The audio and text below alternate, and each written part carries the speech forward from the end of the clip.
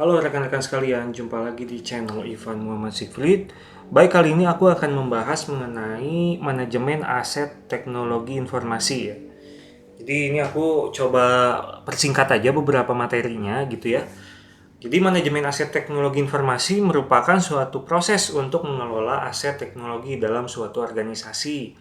Seperti misalkan perangkat keras, perangkat lunak, dan informasi penting lainnya.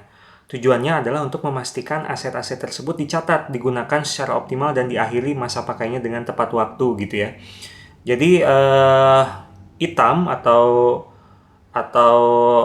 merupakan singkatan gitu ya dari Information Technology Asset Management gitu, merupakan proses strategis yang melibatkan seluruh siklus hidup aset teknologi mulai dari pengadaan, penerapan, pemanfaatan, pemeliharaan hingga pembuangan akhir ya dari aset-aset berbentuk hardware atau software yang kita punya gitu teman-teman.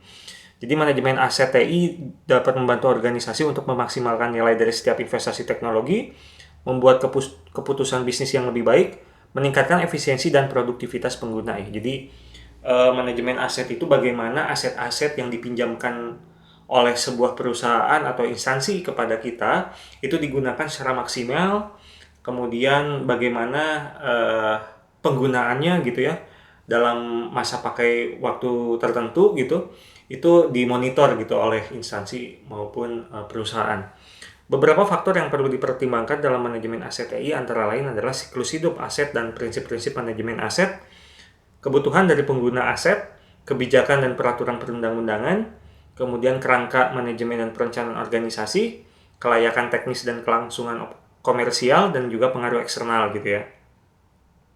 Nah, ini merupakan semacam framework gitu ya berhubungan dengan manajemen aset gitu ya teman-teman.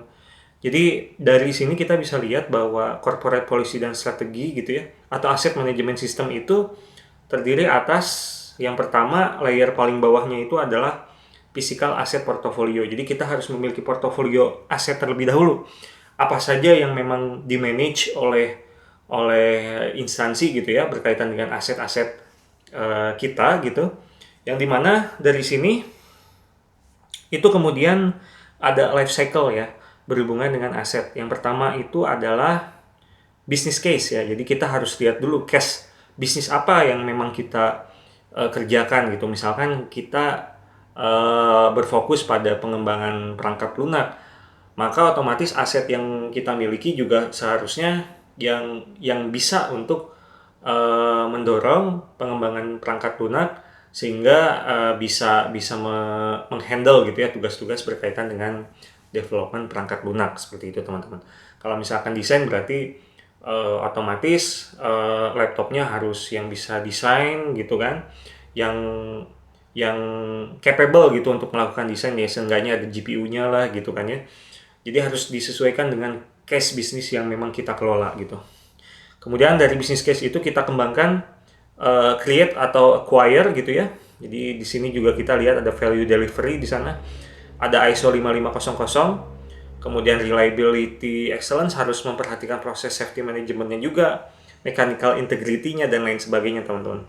Kemudian dari sini kita juga setelah menciptakan dan juga membeli gitu ya aset-aset ini, kemudian kita operasikan dan kita lakukan maintenance gitu.